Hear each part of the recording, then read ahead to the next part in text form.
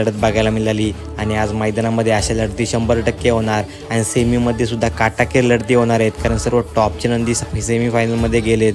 तुमचं मत काय नक्की कमेंट्स करून सांगा आणि तुम्हाला मैदानाचे अपडेट 100% आपल्या इथे मिळतील. आणि साईडला जोडी होती हरण्या 301 आणि त्याचा पायरा होता देवा. टॉपची लढत आपल्याला बघायला मिळाली हरण्या वर्सेस कॉकटेलमध्ये. तुम्ही बघू शकता डोल्याची पारणं फेडणारी लढत झाली.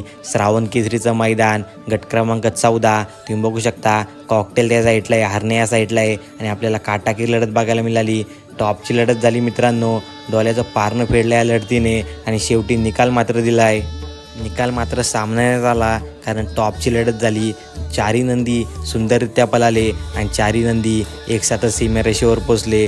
परंतु तुमचं मत काय या लढतीबद्दल नक्की कमेंट्स करून सांगा. कॉकटेल वर्सेस हरण्या सुंदररित्या गट क्रमांक 14 सुटला श्रावण केसरीच्या मैदानातला आणि तुम्ही बघू शकता गट क्रमांक 14 मध्ये होता कॉकटेल आणि त्याचा पायरा होता मल्हार.